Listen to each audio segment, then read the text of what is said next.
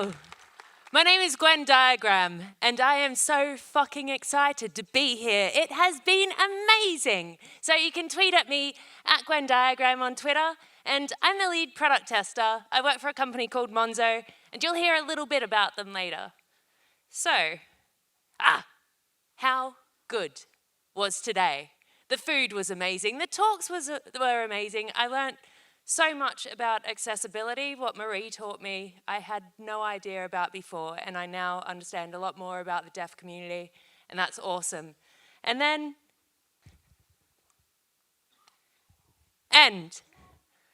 Paul and Justina and everyone else who helped, thank you so much for everything we've learnt today. I hope you've all come going home tonight a lot wiser, and you are going to be so much wiser by the end of tomorrow as well. So watch out, and don't forget to take it back to your teams. So a little bit about me. My name is Gwen Diagram. I changed it by default. I really like Venn diagrams. And when you're an adult, you can do whatever the fuck you want. And so if you want to change your name to something stupid, just do it. It's fine. I co-organise a conference in Leeds called the Leeds Testing Atelier. And it's a one-day free punk rock conference where it's open. So we hold it at a venue that's really queer friendly. So anyone that wants to come along can come along and feel safe and comfortable there. So, and I really love pigeons. So Krakow is like heaven to me. You have the most beautiful pigeons, and the square, I'm like, these pigeons are amazing. So, a little bit about this talk.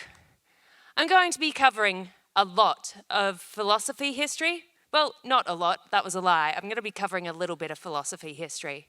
And I'm going to be talking about how that works with software development as well. And how we can learn from the philosophers of old and apply it to our roles as well. This doesn't. Okay, so a little bit of a warning with this.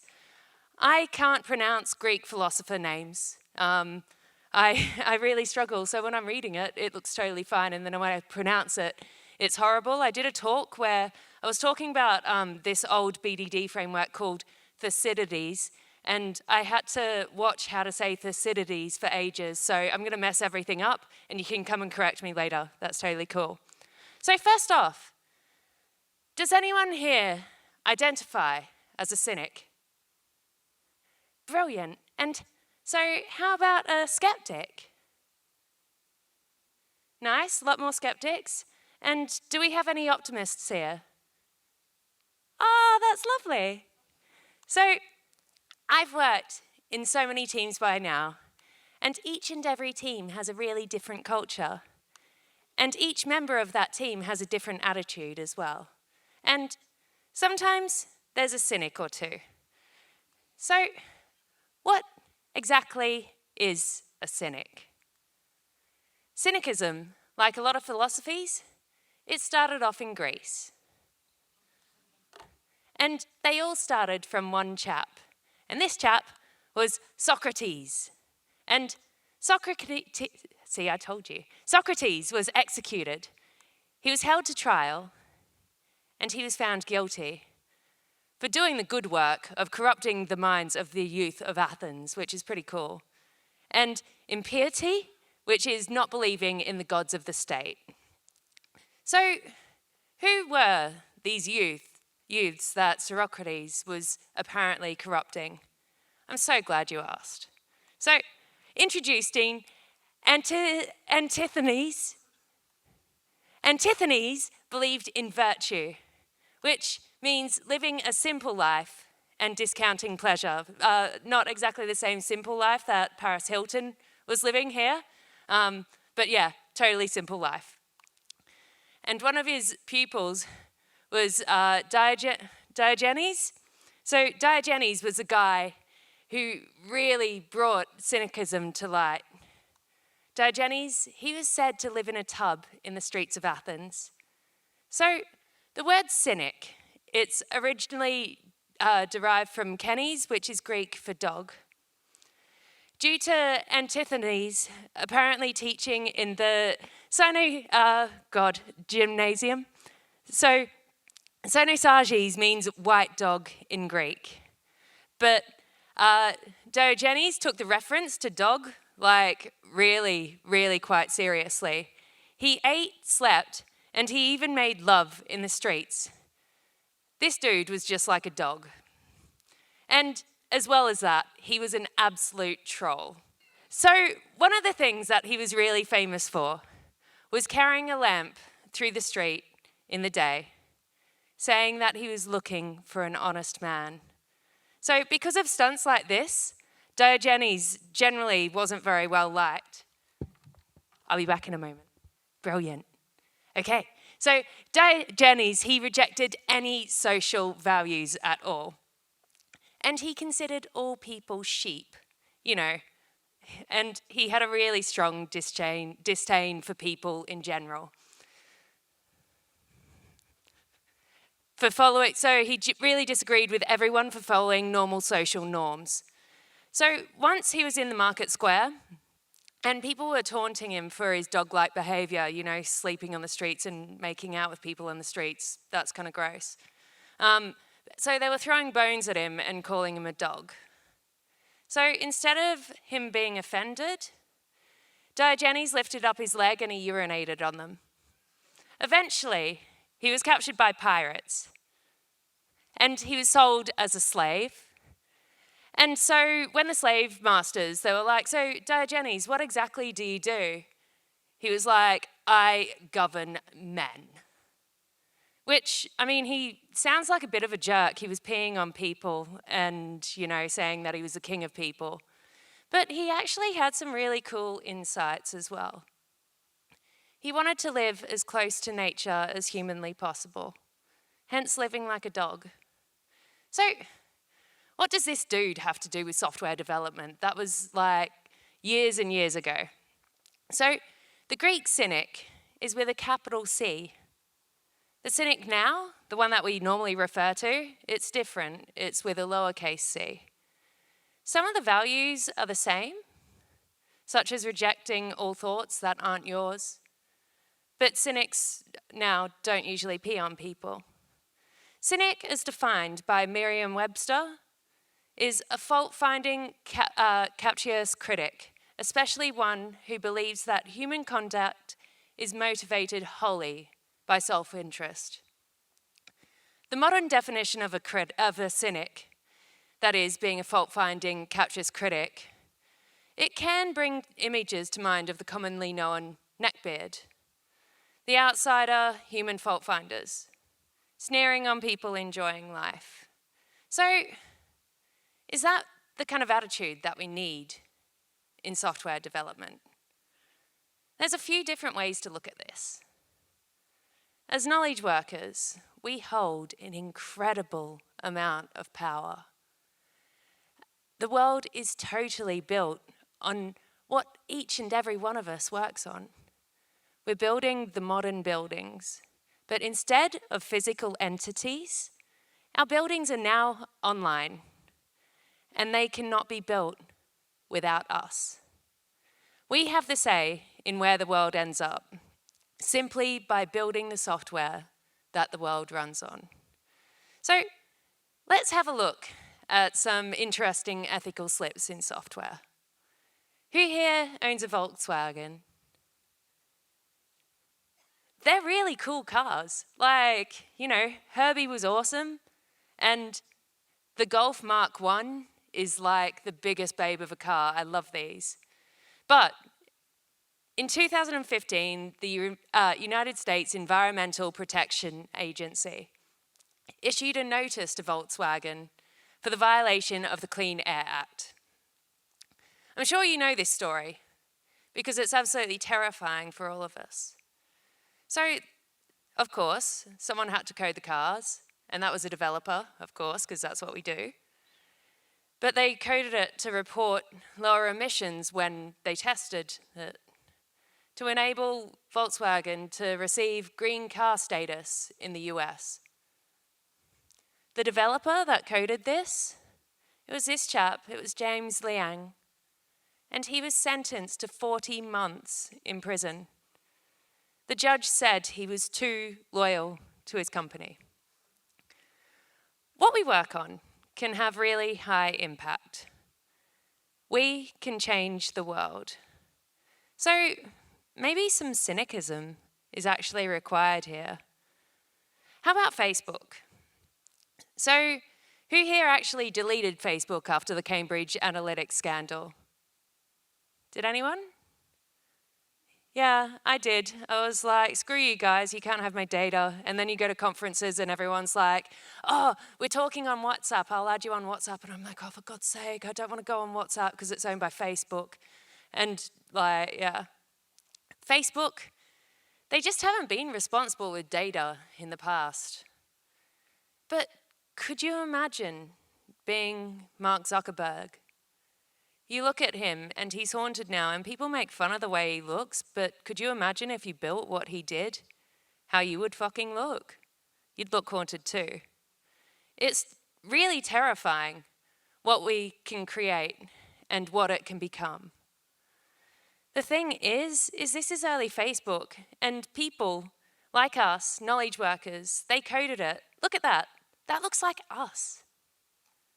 We have the choice of who to work for and to question their practices as well. CNBC, the other day they reported that Facebook's struggling to hire us knowledge workers now. So we've got graduates questioning the ethics. So the acceptance rate for full-time positions that were offered, they fell from an average of 85%, 2017 to 2018, to between 35 and 55% as of December. People are like, I don't want to work there. And that wasn't just the graduates either.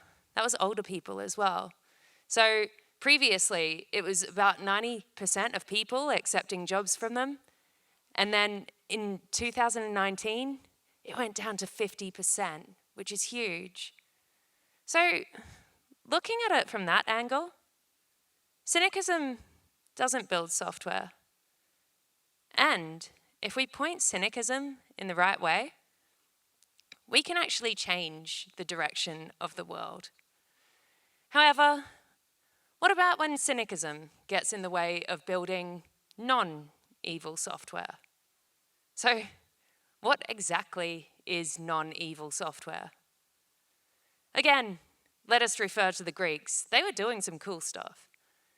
The Hippocratic Oath, so this is an oath taken by physicians just as they become doctors. It's really long, and it looks like this, and that's in Greek, so don't worry that you can't read it. Although, oh my God, you can read it because this screen is so big. How cool is that?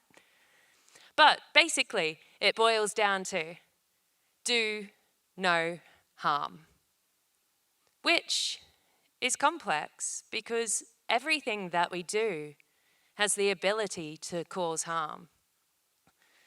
But have a think about what you personally are working on. And have a think, is this ethical? And does it matter to you? So, in the past, I kind of haven't. I think I almost built a social media platform for China that figured out what your credit score was through what you were a fan of, so it worked by fandoms. It was really weird. I found out through pieces of press and stuff like that I was like, this seems to match what we're building on. And we weren't told the full story there. It didn't get made live, but yeah, it was kind of scary. So at the moment, I'm actually working somewhere where the company matches my values. And probably for the first time, I'm working for somewhere where I use the product and I actually give a shit about the product, which I've been working in development for 9 years, and that was the first time. That's bizarre. But the company's called Monzo, and it's one of the challenger banks in the UK. So you might have N26 over here. N26 is pretty much everywhere, but it's similar to that, or Revolut, except we're not evil. So we do things that I really like and I get really, really excited about. So in the UK, we have a huge homeless population. You'll go to a new city and the first thing you'll notice is the homeless population. So you go over to Liverpool and it's terrifying. It's enormous, it's a massive issue. And this is partly because of the government that we had for the past 10 years, but it's also because of a lot of other things that I won't mention, but you're probably laughing at it anyway, because everyone's laughing at the UK.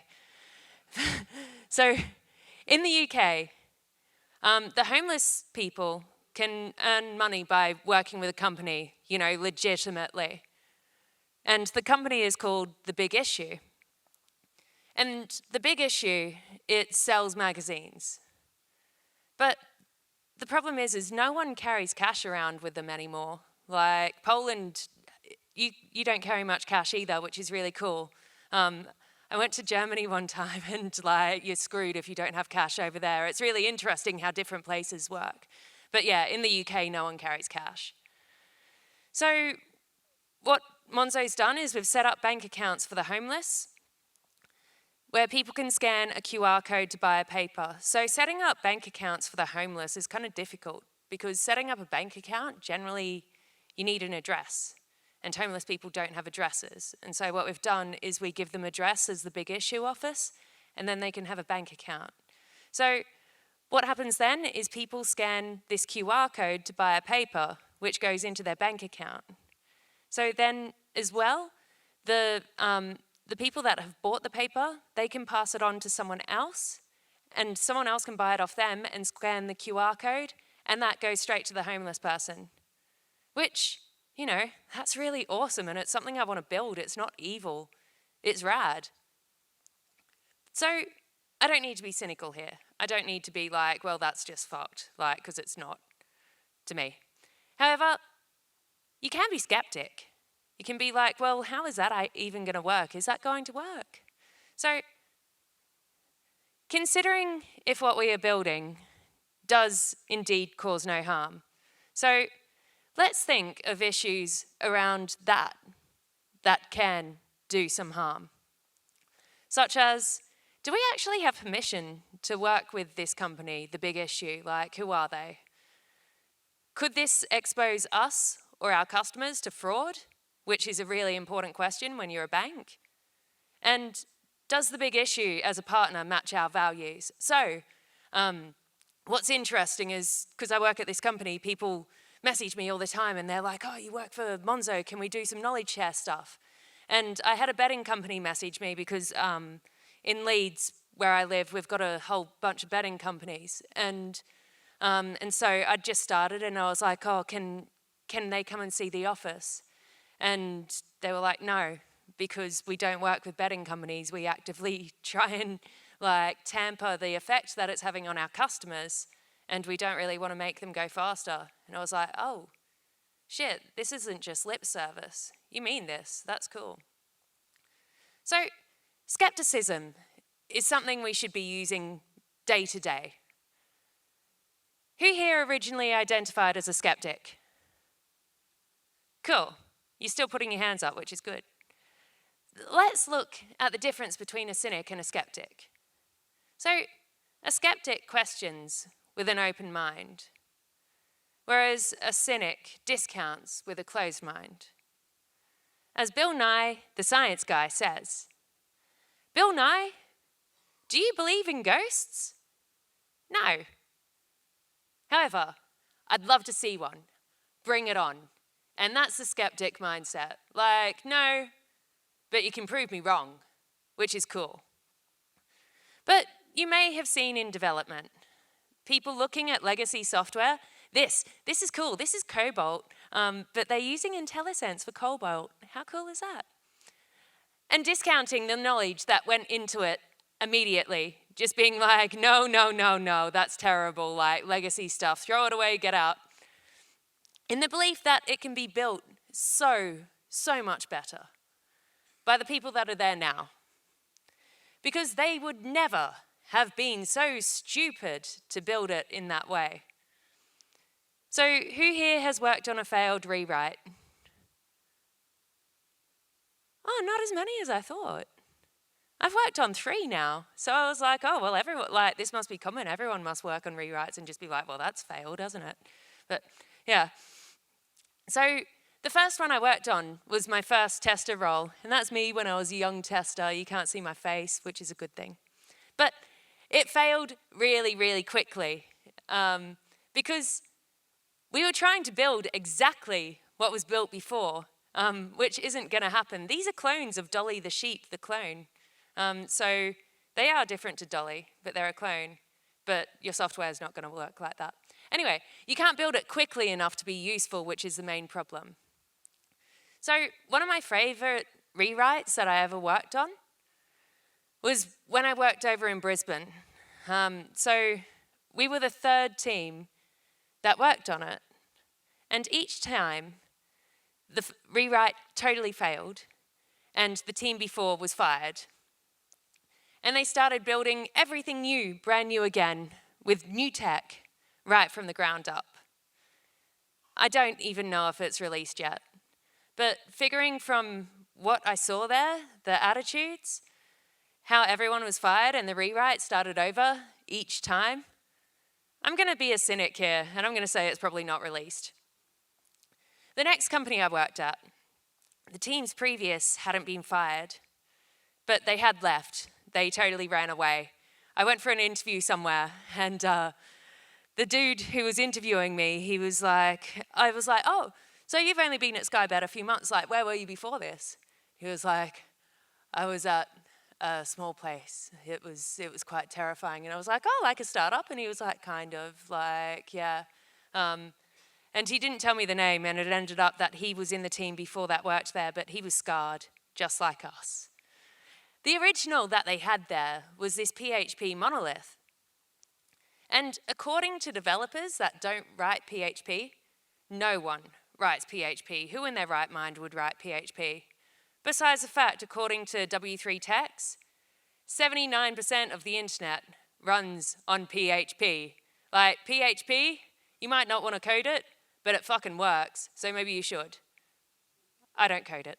But that's just from a couple of days ago as well. Like, that's up-to-date metrics. So if you want to rebuild something, you need to work with it, not discount it entirely. Who here knows of the Strangler Pattern? Oh, yay, a few. This is like my favorite architectural pattern. I love it. So Martin Fowler first coined the term. He named it the Strangler Fig application. Because funnily enough, when he went to Queensland, Australia, which I'm from, that's me where he went, I think, he saw the strangler figs, and I have so many pictures of when I went there. I was like, oh my God, strangler figs, strangler pattern, this is amazing. They're really exciting. Because they don't reproduce like normal figs, which are interesting anyway, because they use wasps and they like eat wasps. So there's a thing about figs not being vegan. Anyway, I'm getting excited, sorry. They reproduce by strangling. So what they do is they put the seed next to a tree, like it makes the original tree a host, and it lives inside it until the roots contact the ground, and then it grows around it and strangles it and slowly kills it, and then it's like the main tree. It's beautiful. Oh, I probably sound a bit psychotic there, sorry. But like once you see it, it is really cool. Because they're huge as well, like they reach up to 60 meters. And this is an amazing pattern to work with legacy software on, like, you know, surround it and kill it. It's one where you accept the old and you're like, you know, this is a really good base for what we want to do. But you also bring in the new. So tidy the code up and build with what you've got. Keep what sparks joy, thank the old, and take care of the new. And look at the old code with skepticism. Look for solutions to actually work with the old code, instead of purely discounting what was created before in a cynical way. Because those developers that built it before, they ain't stupid. They did things for a reason, and you should probably find out those reasons. So That's covered cynicism and skepticism. How about building software with optimism? Optimism, it's not actually Greek. Optimism came from a German man. Gottfried Wilhelm Leibniz. There you are, I messed that up too, didn't I? So he was a mathematician and a philosopher in the 16th century, and he was a really religious man. So his basic thoughts are really interesting. So he said that God is omnipotent, omniscient, and omnibenevolent. God created the existing world. God could have created a different world, or none at all, i.e. there are other possible worlds. Because God is omnipotent and omniscient, he knew which possible world was the best and was able to create it. And because he is omnibenevolent, he chose to create that world. Therefore, the existing world, the one that God created, is the best of all possible worlds. That can definitely be argued, but we won't do that here. But modern optimism is looking at the world with rose-tinted glasses, shall we say, being like, yeah, everything's shiny, which you've met me, you probably think that's me. Might be.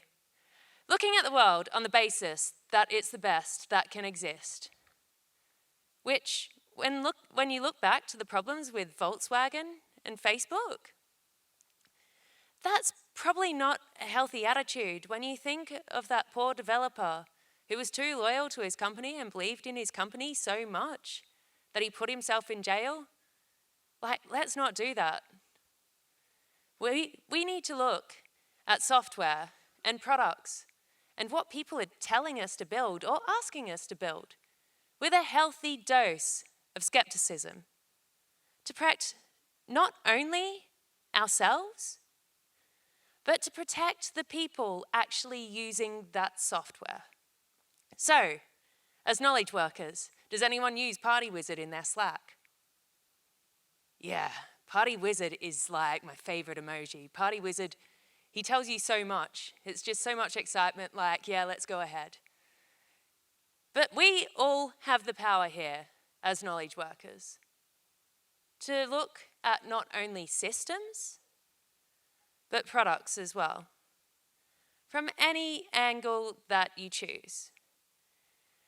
You can look at a system or a product with skepticism, where you can choose not to build that product, which is really important.